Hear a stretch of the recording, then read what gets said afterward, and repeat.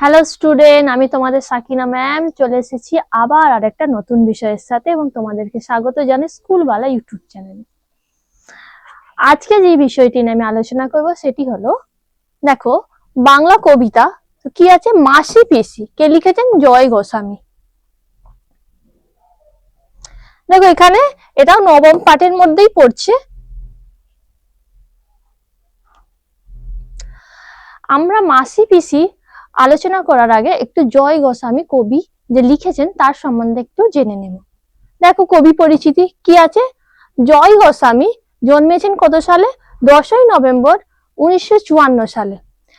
একজন প্রখ্যাত আধুনিক বাঙালি কবি। তিনি হলেন একজন আধুনিক বাঙালি কবি, যিনি বিংশ শতাব্দীর শেষ ভাগে আবির্ভূত হন এবং বাংলা সাহিত্যের উত্তর জীবনানন্দ পর্বের অন্যতম জনপ্রিয় কবি হিসেবে পরিচিতি। তাহলে দেখো তুমি, তোমরা দেখতেই পাচ্ছ না, উত্তর জীবনানন্দ পর্বের একজন জনপ্রিয় কবি ছিলেন তিনি। তার কবিতা চিত্রকল্প, এই যে চিত্রকল্প, তার কবিতার মধ্যে কি কি দেখতে পাওয়া যেত? চিত্রকল্প, উপমা, উৎপ্রেক্ষায় সমৃদ্ধ হতো। তেমন দেখো এখানে চিত্রকল্প যে আছে, এই চিত্রকল্প এমন একটা ভাষা, তার কবিতার মধ্যে এমন ভাষা থাকতো যা কি করতো, যে কবিতাটি পড়বে পাঠক তার হৃদয়কে কি করতো? উদ্দীপিত করতো, তার মনের মধ্যে একটা অনুভূতির সৃষ্টি করতো। মানে তিনি এমন ভাবে কবিতাগুলোকে লিখতেন। তার মধ্যে কি থাকতো? উপমা থাকতো, উৎপ্রেক্ষতা কি থাকতো, কি দেখো উপমা মানে তার কবিতার মধ্যে সাদৃশ্য, তুলনা, এইসব বিষয় আমরা দেখতে পেয়েছি। এবং তিনি দেশ পত্রিকায় সম্পাদক হিসেবে কাজ করেছেন। তিনি দুবার আনন্দ পুরস্কার ও অন্যান্য সম্মাননা লাভ করেছেন। দেখো এখানে কি করেছে, দুবার তিনি আনন্দ পুরস্কার পাচ্ছেন। তাহলে ভাবো, এখানে যখন তিনি তার কবিতার দ্বারা পরিচিত হন, তখন এখানে তিনি সুযোগ পেয়ে যাচ্ছেন। প্রথমে তাকে কি কেউ চিনতো না, জানতো না।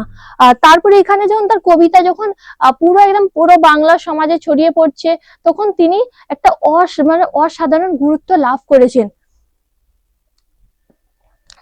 এবং দেখো তার প্রথম কাব্যগ্রন্থ ক্রিসমাস ও শীতের সনেট গুচ্ছ 1977 সালে প্রকাশিত হয়। জয় গোস্বামী দেখো আগেও বলেছি 1954 সালে 10ই নভেম্বর কলকাতায় জন্মগ্রহণ করেন। পরে তার পরিবার রানাঘাটে চলে আসে, কি হচ্ছে, যেখানে তার বাবা একজন মুক্তিযোদ্ধা ছিলেন। তার বাবাকে জানো? তার বাবা হচ্ছে ধীরানন্দ গোস্বামী, তার মাতা ছিলেন সবিতা গোস্বামী। তিনি কিন্তু কি হচ্ছে, একাদশ শ্রেণী পর্যন্তই পড়াশোনা করতে পেরেছিলেন। তারপরে তার শিক্ষাগত দিক তেমন উন্নত ছিল না। তার পিতা রাজনীতি করতেন এবং তার হাতেই জয় গোস্বামীর কবিতার হাতে খড়ি হয়।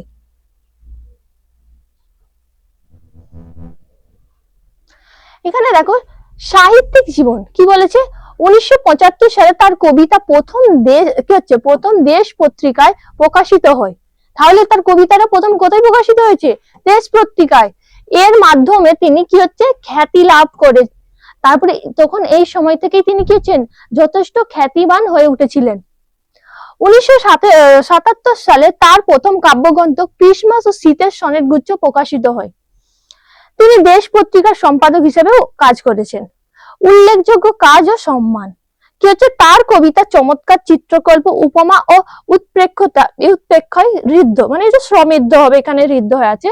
তো এখানে দেখো আমি প্রথম দেখে এই বিষয় নিয়ে আলোচনা করেছি, আবারও এখানে আরেকবার করে পয়েন্ট গুলো দেওয়া আছে যাতে তোমাদের কিনা মনে থাকে ভালো করে। তিনি দুবার আনন্দ পুরস্কার লাভ করেছেন। এছাড়াও তিনি বজ্রবিদ্যুৎ ভর্তি খাতা কাব্যগ্রন্থের জন্য পশ্চিমবঙ্গ বাংলা একাডেমি পুরস্কার ও 2012 সালে পশ্চিমবঙ্গ সরকার কর্তৃক বঙ্গ ভীষণ পুরস্কার লাভ করেন। তাহলে দেখতেই পাচ্ছ তোমরা, যে বললাম যে আমরা তো এগুলো জানতেই পারি না যে একটা কবির মধ্যে কত কি গুণ থাকে। আমরা যখন এই 8 ক্লাসে পড়ি আমাদেরকে কবি সম্বন্ধে এত কিছু জানানোই হয় না, কিন্তু দেখো এখানে প্রত্যেকটা বিষয় কিন্তু দেওয়া আছে যাতে কিনা তোমরা জানতে পারো যে কবির সম্বন্ধে একটু কিছু তোমাদের যাতে আইডিয়া হয়ে যায় নিজস্ব।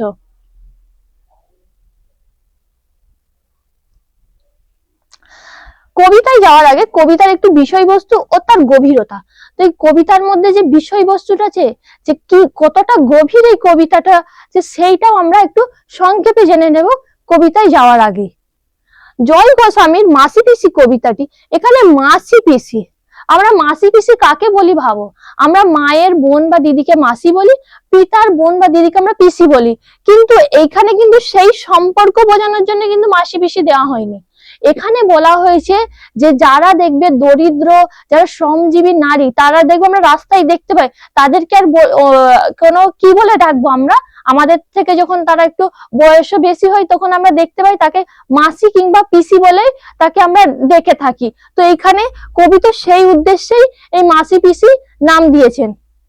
কবিতাটি মূলত দুই পিসি বা মাসির প্রতি ভালোবাসা ও তাদের প্রতিচ্ছবিকে কেন্দ্র করে রচিত, যা গ্রামীণ জীবনের সরলতা ও মানবিক বন্ধনগুলো কথা বলে। যেখানে কি হচ্ছে দেখো, গ্রামীণ জীবনে যে গ্রাম্য জীবনে যে একটা মানুষ কি করে, একটা নারী তার কত রকম কাজ থাকে, তো তাকে কি করাচ্ছে সেই সব জিনিসগুলো আমরা আমাদের দেখবে গ্রামের মধ্যেই দেখতে পাই। তাকে কতটা কষ্ট করে তার যেমন সংসারের কাজ করতে হয়, আবার যারা বাইরে কাজ করে সেই সংসারের কাজকে সমাধান করে আবার বাইরে কাজ করতে যেতে হয়। দেখো এই বন্ধনগুলোর কথা আমরা কিছু বলে থাকি, তবে এটি একটি নির্দিষ্ট পিসির একাকিত্ব, কষ্ট এবং ভালোবাসার প্রতিচ্ছবিও হতে পারে। মানে এখানে যে একটা মানে যে কোনো একটা নির্দিষ্ট মাসি কিংবা পিসির যে একাকিক ভাবে তার জীবনকে কাটিয়েছে কষ্ট করে। যদি ধরো তোমাদেরকে উদাহরণ হিসেবে বলি, কোনো মেয়ে ধরো সে যদি স্বামী হারা হয়ে যায়, তখন তার সংসারে কাজ করার মতো কেউ থাকে না, তাকে কি করতে হয় তখন সেই নারীকে ঘরের যেমন সংসারের কাজও করতে হয়, তো তাকে তার পরিবারকে চালানোর জন্য আবার বাইরে গিয়েও কাজ করতে হয়। তো তেমনই তার কষ্টকেও এখানে তুলে ধরা হয়েছে। দেখো যেখানে মাসি পিসির মাধ্যমে গ্রামীণ জীবনে দুঃখ ভালোবাসার গভীরতম অনুভূতি প্রকাশ করা হয়, তো এখানে কি যে কবিতার মধ্যে দিয়ে তাদের যে দুঃখময় জীবন তাকেই তুলে ধরা হয়েছে। ভালোবাসা ও একাকিত্ব, কবিতাটিতে একটি নির্দিষ্ট মাসি পিসির একাকিত্ব ও তার গভীর ভালোবাসার কথা বর্ণিত হয়েছে। তারপর দেখো গ্রামীণ জীবন, মাসি পিসির মাধ্যমে গ্রামীণ জীবনের সরলতা ও মানবিক বন্ধনের একটি প্রতিচ্ছবি ফুটে ওঠে। যে গ্রামের যে নারীদের যে একটা আমরা চরিত্র দেখতে পাই, তো এখানে সেই মাসি পিসির মাধ্যমে সেই চিত্রকেই তুলে ধরা হয়েছে। তারপরে দেখো দুঃখ অনুভূতি, তো কি হচ্ছে একটা জীবনে যখন কষ্ট থাকে কিভাবে তাকে জীবনকে তার কাটাতে হয়, তো সেইভাবে এইভাবে এখানে বলা হয়েছে। দেখো মাসি পিসির প্রতিচ্ছবিতে গ্রামীণ জীবনের দুঃখ ভালোবাসার গভীরতম অনুভূতিগুলো প্রকাশ পায়। এখানে মাসি পিসির মাধ্যমে একটা নারীর দুঃখ কষ্ট ভালোবাসাকে তুলে ধরা হয়েছে। স্মৃতি ও ভালোবাসা, মাসি পিসির স্মৃতি ও ভালোবাসা, তাদের প্রতিচ্ছবি এবং তাদের প্রতি কবির যে গভীর ভালোবাসা তা কবিতায় একটি গুরুত্বপূর্ণ অংশ। মানে মাসি পিসির যে শ্রমজীবী নারীদের যে কষ্ট, তো তাদের প্রতি কবি কি সহানুভূতি দেখিয়েছেন, তাদের প্রতি ভালোবাসা দেখিয়েছেন।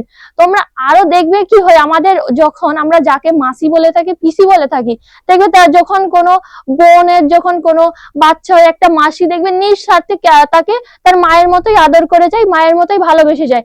কারণ কি হয়, তো তেমনই পিসিও ঠিক সেইভাবেই যখন সে থাকে তার ভাবে যে এটা আমার ভাইয়ের ছেলে, আমার ভাইয়ের মেয়ে, এইভাবে সেও দেখবে লালন পালন করে যায় নিঃস্বার্থে, সে একবারও ভাবে না যে এটা আমার নয়। তো তেমনই একটা মাসি পিসি মানে একটা শ্রমজীবী নারী, তার পরিবারের জন্য কত কষ্ট করতে পারে তাকে বলতে হবে না, সে তার মানে তার পরিবারের জন্য যা ইচ্ছে তাই করতে পারে। দেখো চিত্রকল্প, চিত্রকল্প আগেই বলেছি যে চিত্রকল্পটা কিরকম কি, এমন একটা ভাষা যা যে পড়ে যে পাঠক তার ইন্দ্রিয়কে কি করে উদ্দীপিত করে, তার মনের মধ্যে একটা গভীর অনুভূতি সৃষ্টি করে। জয় গোস্বামীর অন্যান্য কবিতার মতো মাসি পিসি কবিতাতেও চমৎকার চিত্রকল্প, উপমা ও উৎপ্রেক্ষা ব্যবহার করা হয়েছে, যা কবিতার এক অন্য মাত্রা যোগ করে। সংক্ষেপে দেখো মাসি পিসি কবিতাটি জয় গোস্বামী এক অসাধারণ সৃষ্টি, যেখানে তিনি গ্রামীণ জীবন, মানবিক বন্ধন ও ভালোবাসা ও দুঃখের গভীর অনুভূতিগুলো তুলে ধরেছেন। তাহলে বুঝতেই পারছো যে গ্রামের নারীদের যে দুঃখ ভালোবাসা কষ্ট এই কবিতার মধ্যেই জয় গোস্বামী তুলে ধরেছেন। দেখো আমরা চলে এসেছি এবার কবিতার মধ্যে কি আছে, মাসি পিসি কে লিখেছেন জয় গোস্বামী। দেখো ফুল ছুঁয়ে যায় চোখের পাতায়, জল ছুঁয়ে যায় ঠোঁটে, ঘুম পাড়ানি মাসি পিসি রাত থাকতে ওঠে।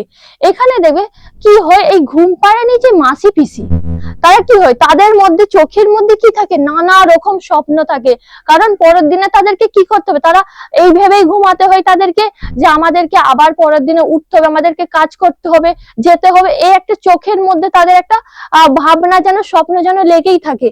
এখানে দেখো জল ছুঁয়ে যায় ঠোঁটে, মানে ঘুম থেকে উঠে তারা তাদের মুখ মুখ টুক ধুয়ে নিয়ে কি করবে, তাদেরকে কাজের জন্য ছুটতে হবে। তো এখানে কি বলেছে যে যখন ফুল ফোটে, যখন মানে ভোরের সময় এই ঘুম পাড়ানি মাসি পিসিকে রাত থাকতেই ওঠে।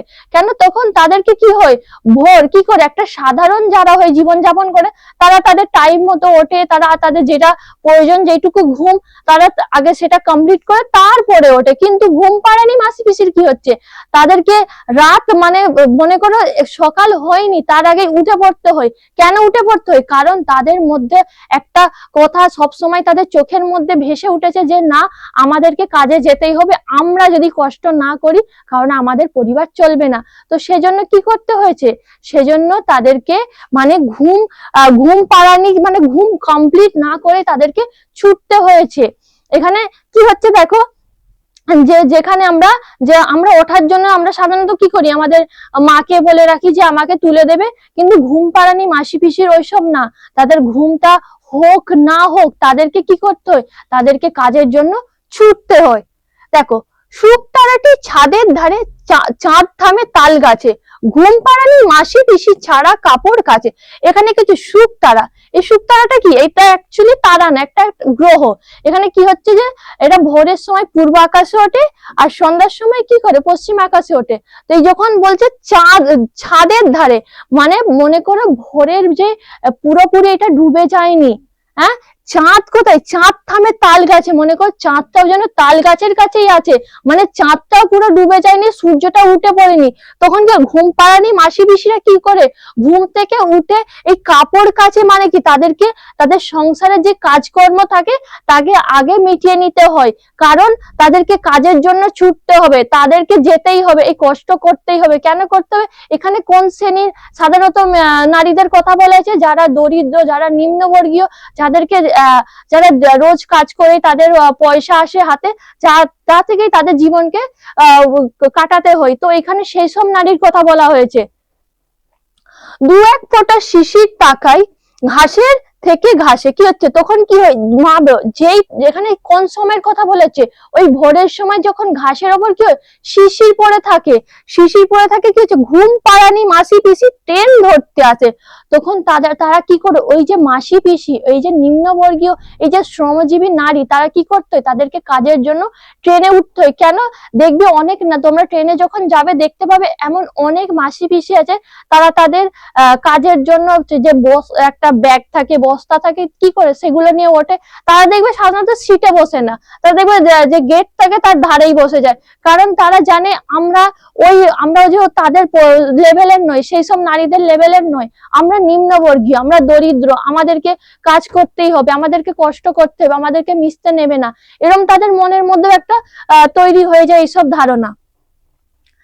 ঘুম পাড়ানি মাসি পিসির মস্ত পরিবার, এখানে যে ঘুম পাড়ানি মাসি পিসি, এখানে কি বলছে, যেসব নারীরা কি তারাই তাদের পরিবারকে চালায়, তাদের পরিবার কি অনেকজন থাকে, অনেক সদস্য থাকে।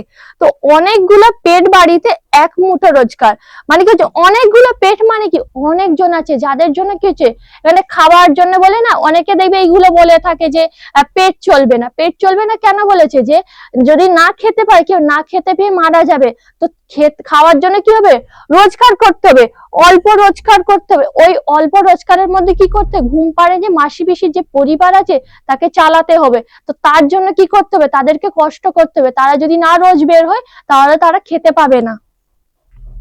ঘুম পাড়ানি মাসি পিসির পোটলা পুটলি কোথায়, রেল বাজারের হোম গার্ডরা সাত ঝামেলা জোটায়। এখানে দেখো ঘুম পাড়ে যে মাসি পিসিরা, দেখবে তাদের তো ব্যাগ থাকে, যে ব্যাগগুলো তাদের কাছে থাকে সেগুলোকে কি বলা হচ্ছে, পোটলা পুটলি বলা হচ্ছে।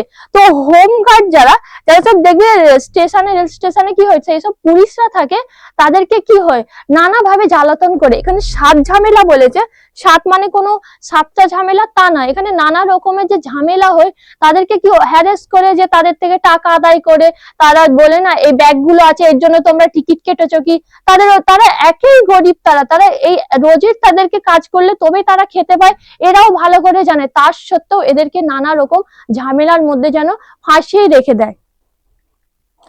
সাল মাহিনার হিসেব তো নেই, জ্যৈষ্ঠী কি বৈশাখ। এখানে দেখো সাল মাহিনা, মাহিনা মানে কি হচ্ছে মাস, এটা একটা হিন্দি শব্দ। তো বছর মাস হিসাব তারা রাখে না, যে কি বছর কি মাস। দেখবি এইসব যারা হয়, তোমরা যখন অনুষ্ঠানের সময়তেও দেখবে যারা এইসব গরিব হয় তারা দেখবে কিছু না কিছু ফুচকা বিক্রি করছে, ঘুগনি বিক্রি করছে, খেলনা বিক্রি করছে। তারাও তো পারে যে উৎসবগুলো উপভোগ করতে, কিন্তু না, তারা এটা জানে আমরা যদি উৎসব কাটাই তাহলে আমাদের সংসার চলবে না। তো তারা সেই জিনিসগুলোকে ত্যাগ দিয়ে ওই কাজগুলোই তারা লিপ্ত থাকে। তার কারণ একটাই, কারণ তাদের দেখো মস্ত পরিবার হয়, সেই পরিবারের পেট চালাতে হয় তাদেরকে। তাহলে বুঝতেই পারছো যে তাদের সাল মাহিনা বলে কিছুই থাকে না। জ্যৈষ্ঠী কি বৈশাখ, কি জ্যৈষ্ঠ মাস কি বৈশাখ মাস কি আষাঢ় মাস, এইসব তাদের যায় আসে না। তাদের কাছে যেন সারা জীবনটাই শুধু খেটে যেতে হবে। মাসি পিসির কোলে কাঁধে চালের বস্তা থাক। এখানে যে কোলে কাঁধে, যে মানে কাঁধেতেও রাখে, কোলে কি হচ্ছে তারা কোমরে, আমরা দেখেই থাকি যে যেসব মাসি পিসিরা থাকে, যেসব নারীরা থাকে, তারা কি হচ্ছে এইভাবে শুধু চালের বস্তা থাকে তা না, আরো অন্যান্য জিনিসপত্র থাকে, শাকসবজিও থাকতে পারে, সেগুলোকে কি করে তারা সেগুলোকে নিয়ে গিয়ে এক জায়গা থেকে আরেক জায়গায় বিক্রি করে, এসব কাজকর্ম তাদেরকে করতে হয়। শতবর্ষ এগিয়ে আসে শতবর্ষ যায়, মানে কত বছর কেটে যাচ্ছে, কত বছর আসছে, কিন্তু এই ঘুম পাড়ানি মাসি পিসিদের জীবনে যেন কোনো আনন্দ বলে কিছু আসে না। কারণ একটাই, তাদেরকে রোজগার করতে হয়, তারা যদি না রোজগার করে তারা খেতে পাবে না, এরম একটা তাদের জীবনে ঘটেই চলেছে। চাল তোলা গো মাসি পিসির লালগোলা বনগায়। এখানে লালগোলাটা কোথা, এখানে হচ্ছে লালগোলা হচ্ছে মুর্শিদাবাদে অবস্থিত। আর এই বনগা তোমরা জানো যে বাংলাদেশের একদম সীমান্তবর্তী ভারতেরই একটা অঞ্চল। তো এখানে হচ্ছে এই ট্রেন গুলো যায় এই লালগোলা, এইসব বনগা, এগুলো একটা লোকাল। এই লোকাল গুলো কি হয়, যে মাসি পিসিরা থাকে, এই যে শ্রমজীবী নারীরা থাকে, তারা তাদের জীবনকে কি করে এইসব যাতায়াত করে, তারা ট্রেনের মধ্যে, আমরা এখানেও একবার দেখেছি যে ট্রেন ধরতে আসে। তো এখানে কিছু কিছু মানে ট্রেনের উল্লেখ করেছে, আরো অন্যান্য দেখবে ট্রেন থাকে। এইসব আমরা নারীদেরকে দেখতে পাই যারা তাদের প্রতিদিনের কাজকর্ম করে থাকে।